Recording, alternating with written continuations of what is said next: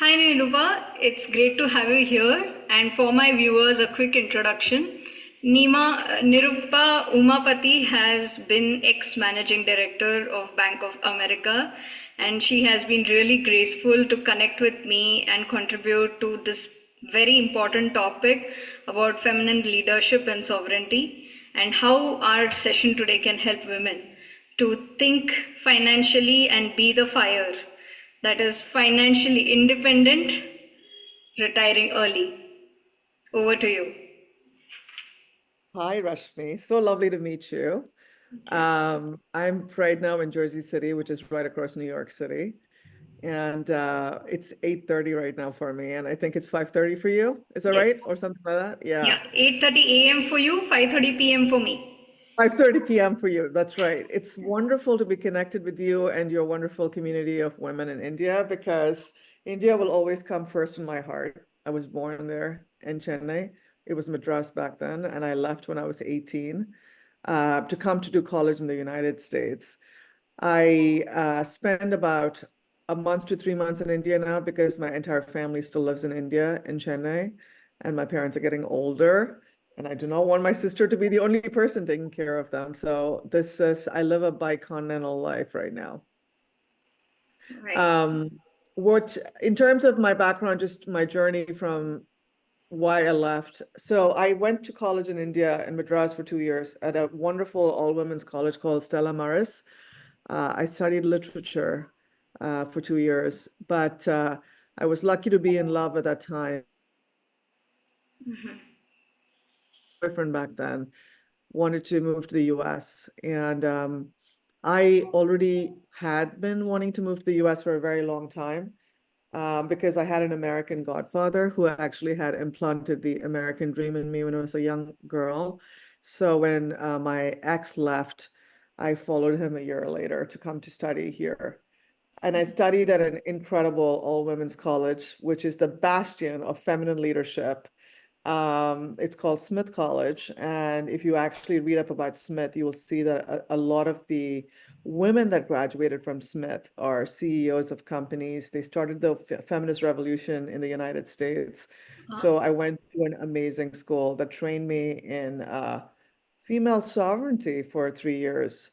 The reason why 3 years, because you go to college for 4 years in the US for your bachelor's, but I spent 1 year abroad where I studied at the London School of Economics for my No. junior year. Wow, that's amazing. So, a little more about a little few additions about what Smith College offers and how that has generated so many women CEOs.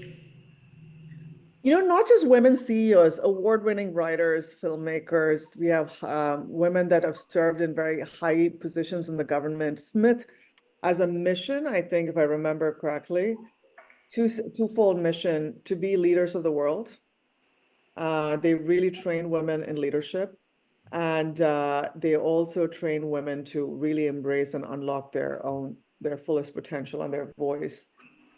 In retrospect, I think going to an all-women's college was just the best decision that I made when I was 18, because in a class full of women, you weren't thinking about how your nose was and like whether you wore like lipstick and makeup. You didn't really have to worry about the other sex, the other gender. And Right. so this a Smith education really made me a very critical thinking human being.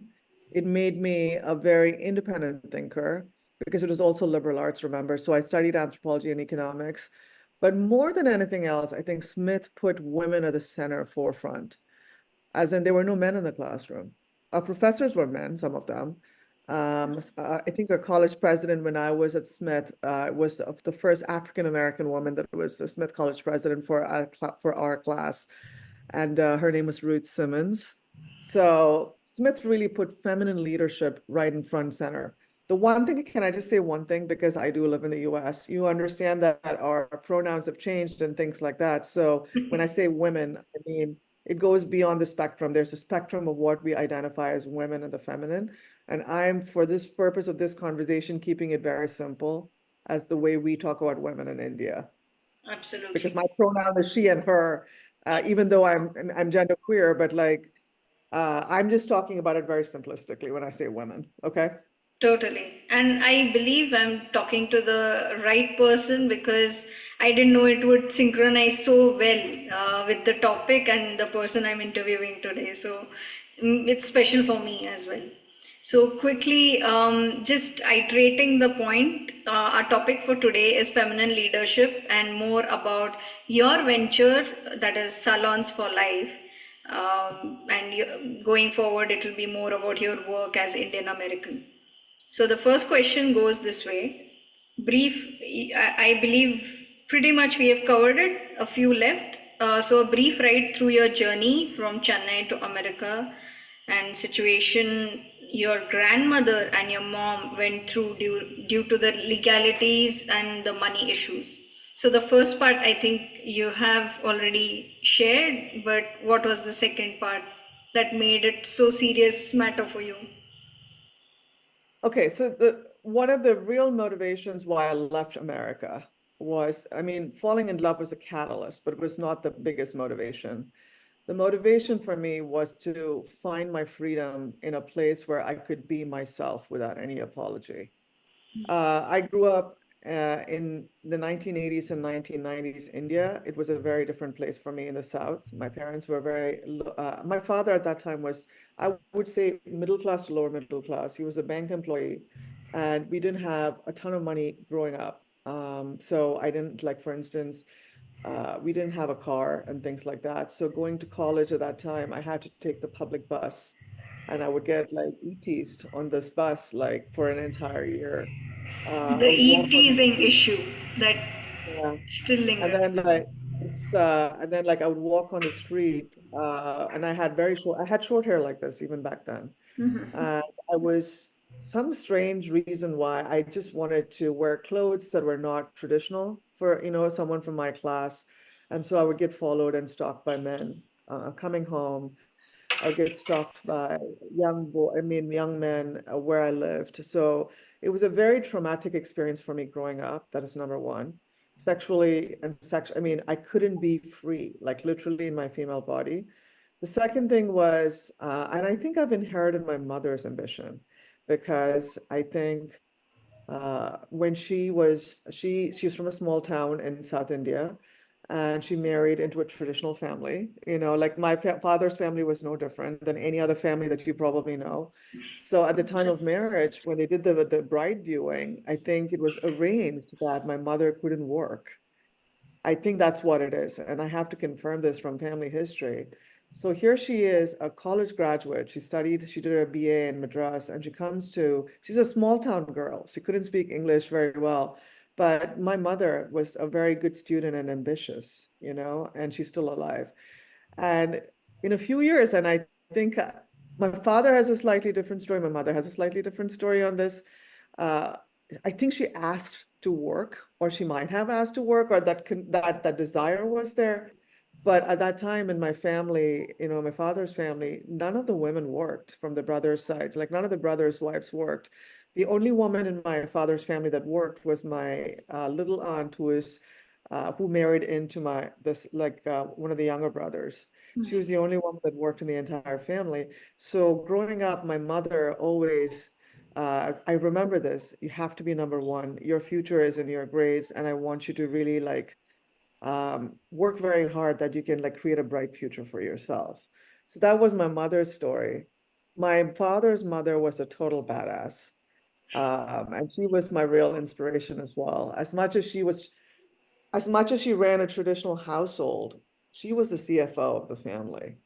Okay. And she managed to make ends meet of a very little amount of money coming in, of a family of 8 children and 2 adults, her husband and herself.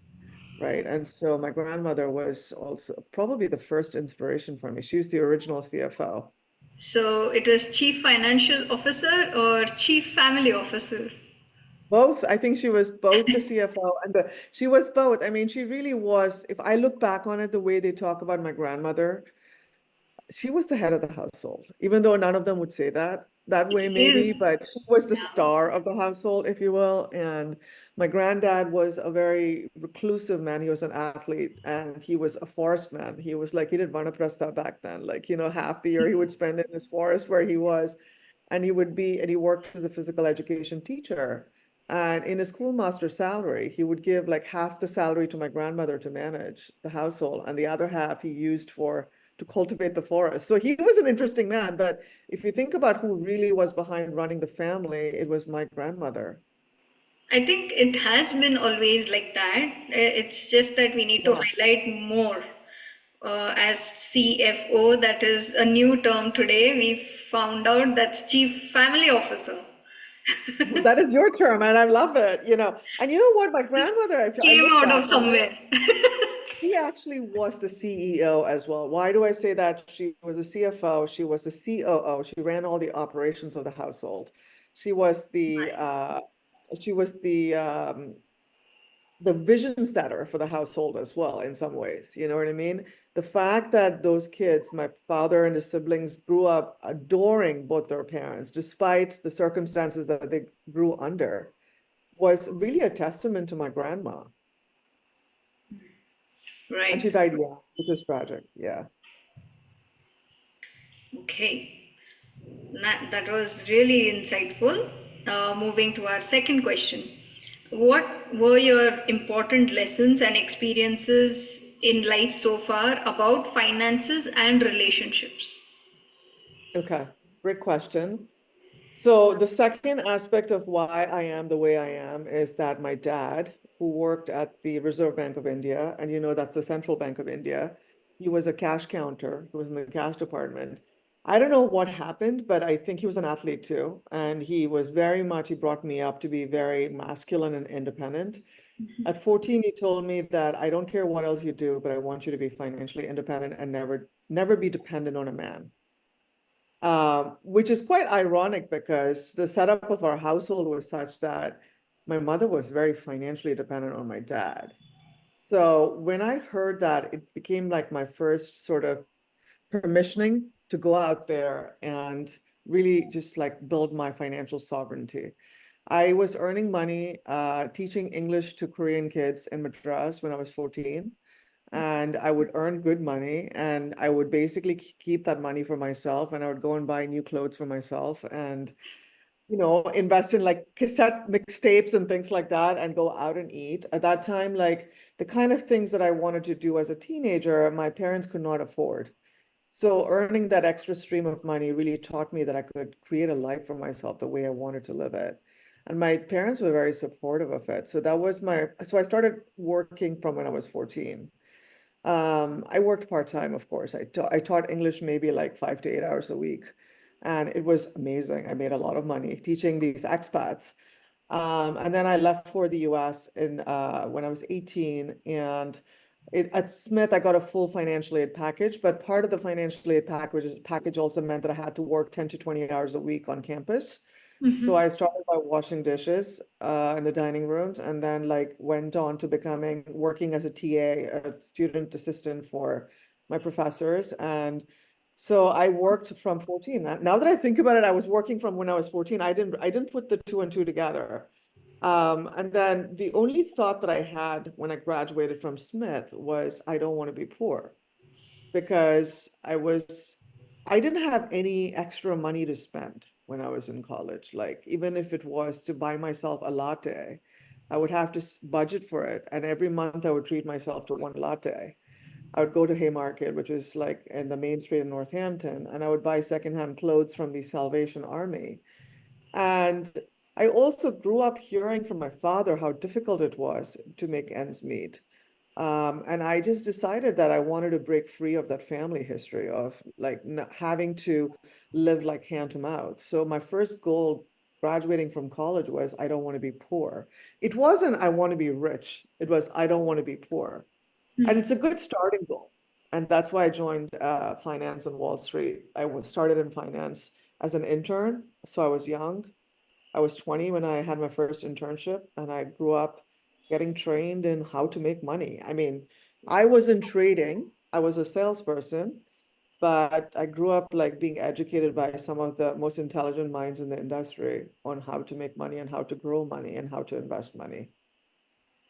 Brilliant. Like your journey really inspires me, and I'm sure this is going to lit up many more hearts who are going to listen to this talk of Yeah. ours. So Definitely. the lesson, to answer your question, if you ask me now, I'm 45. It's very simple as it concerns. There's two lessons I have. My self-care algorithm or formula is your body, mind, spirit, health, which you and I both can talk about for hours. Uh, I'm a Pilates teacher in training as well right We are now. both Kundalini yoga practitioners, so that Kundalini makes me yoga even more practitioners. happier. So yeah. And I also just got certified, attuned in Reiki 1, so I'm going to move to Reiki 2. Okay, The great. second aspect of the self-care is financial. So I've been investing in my financial independence. I started doing that with my ex from when I was 22. We bought Okay. our first home, even though we didn't have much money, I think when I was 24 and he was 28. So we were very early investors in our financial independence, both of us. The third leg is the community and social capital and relationships. These three things, I think if you invest in your self-care, I believe that it sets you up for a kind of prosperity that works both for you and for the world. Absolutely. Right. So moving to our third question. Um, your view on Indian women currently who are dependent on their husbands for every little decision. Okay, you have to give me a little bit of context here only because I don't live in India full time. So like for Right. instance, like your generation, can you give me a little bit about, for instance, women your age? When you say dependent, what exactly do you mean by that? What I have seen in my city, and at least I believe in 2020, at least by 2015, from 2015 till today, we are in our 2025 almost now. In these 10 years, I have still not seen the necessary change in my city. Yes, there are women who are working, who have their own companies. Even that category is there, but some of them, when I had my fitness studio, and even otherwise when I went networking, meeting a lot of women in my city, it was like even if they have to come for a trip, I have to ask my husband.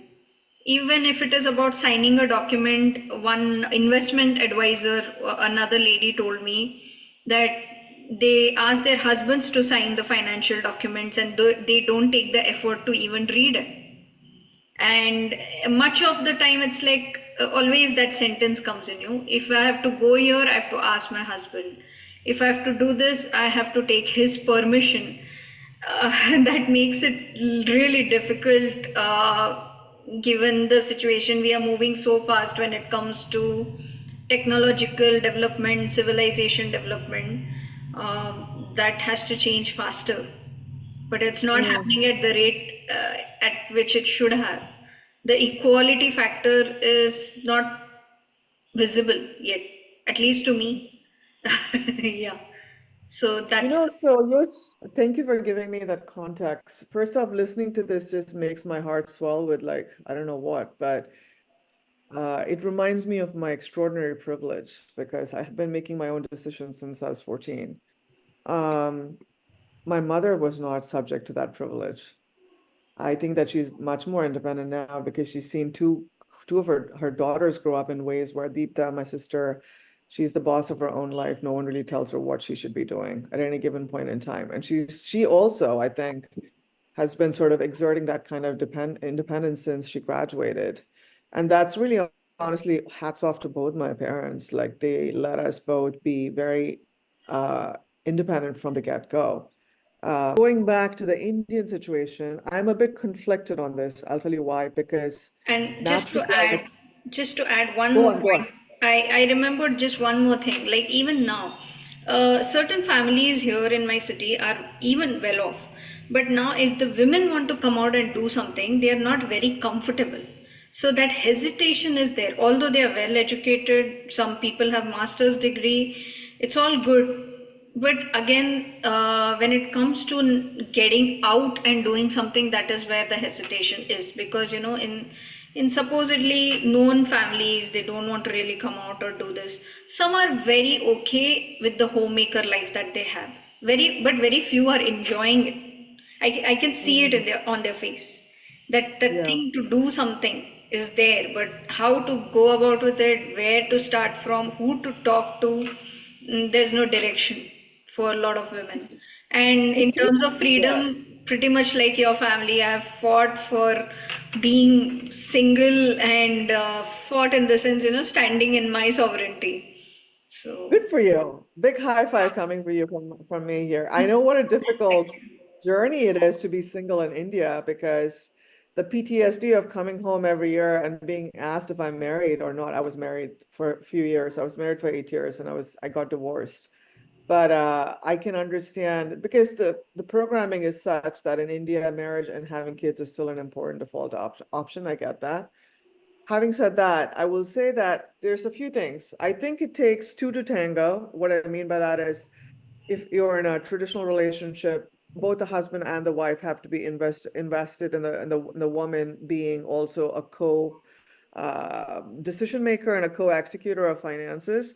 It takes a village to create the dance floor. What I mean by that is it takes your entire family, your in-laws, your parents, and all of it to get a woman to the financial dance floor. It takes more than just her. Okay.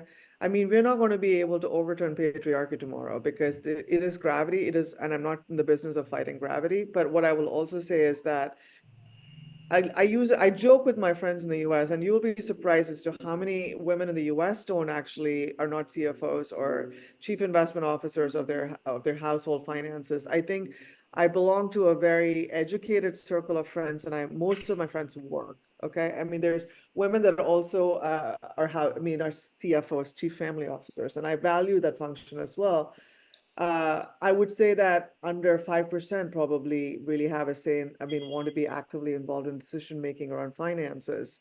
So it's not just India, it seems to be a phenomenon here as well, at least in my narrow circle that I have of I, women that live on the East Coast, you know. you mean to say it's pretty much everywhere? It has nothing to do with India or America as such. I mean, look, I can't really speak in generalities because the flip of it is most of the women that I know that worked in finance obviously knew what was happening with their money. Okay.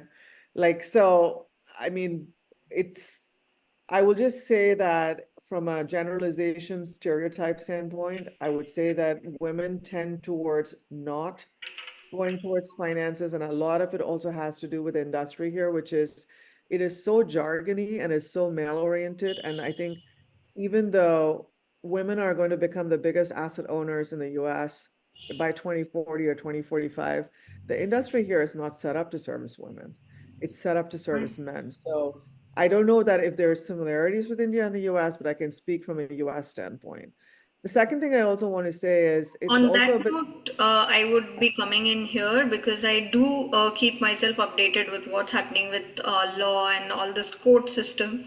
Situation is not that great here. The kind of laws that are passed, sometimes it is so stupid, and I have seen a few property laws which actually are not in favor of women either. So we'll be needing a massive movement where something like what happened in Iceland, uh, where the women fought for their voting rights. They literally stopped cooking until they get their rights. So, the women should stop cooking and having sex. That'll probably lead to a revolution. literally stop all of that. Something that happened in that tiny island now should happen across the globe to really show our sovereignty, stand for ourselves as women, you know. Yeah, I think that you bring up a good point. I'm just remembering, and I have another topic I want to just mention about property rights. I, so when was the first, I think that women in India had the right to be on the title of property, like I don't remember the exact year, but I know that Arundhati Roy's mom in Kerala was one of the first women that fought for that. I remember reading this data point somewhere. So another important thing that you're talking about in terms of property, in my entire generation of matrilineal the flow of wealth. My grandmother technically inherited wealth because there were two children and there was a lot of wealth to go around, but still a lot of it ended up going to the boy, the male descendant, right? And then if you think about this, and this is no knock on my family, by the way, because they're part of the system. I'm not criticizing anyone in my family, but my mother got married, and so again, the property went down, it goes down the male side of the lineage, and then the two girls, right? They get jewelry and they get trousseau and things for marriage. Think about my father's side, right? My grandmother her father was a leading industrialist in Chennai. The sons got a majority of the property. The Okay. girls got something like maybe a house and like jewelry and It things like hap this. it So happens you have even to think today. about that first, right? Like how many, and I'm assuming things have changed a little bit in India in the sense of Not to the charity. degree it No? should be, no, because I've seen that problem at my mother's side, my mom's side, all of that, my grandmother. I've seen those issues. I listen to women, similar issues are still lingering. But the problem is women are not standing strong and fighting, giving a tough fight to it.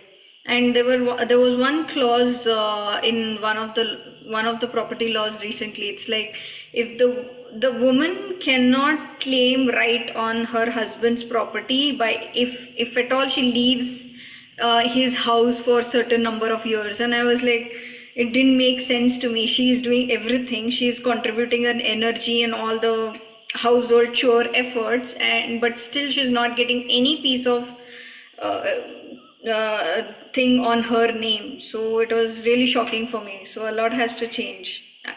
But it's also like I would say this, Gonna it's be hard crazy. for women to like fight this on their own because as I said, it's if you want to revolutionize something, you need allies from all sides of the table, right? For me to get promoted to managing director in Bank of America, it was not just women that helped me advance my career. There was for every woman that supported me, there were three men as well who were like in my corner. Okay, so like, yeah, I mean, we have to keep that in mind. The second thing I also want to say, and you're reminding me of something very important. I actually am just starting to invest in India and I'm doing due diligence on managers in India. And I was looking into research on a Hindu family charitable trust. And you know what the most ridiculous thing I learned last year, and I hope I'm not misquoting this, the karta has to be a male descendant. So what do you do I'm still looking into the details of what the karta involves.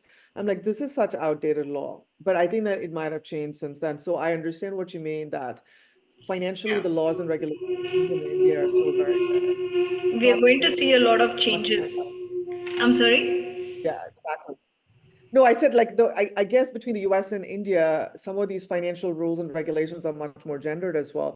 And when you have something like that written into the system, expecting women to fight for their rights alone is unfair, is all I'm saying. Absolutely. It's got Absolutely. to be a whole turn, like wholesale upheaval of the system, if you will. Yeah, I think that's coming. It's gonna happen either way, sooner or later. Yeah. Yeah. So we'll be continuing our next set of talk in the next portion. I'll Yeah. be sharing it across.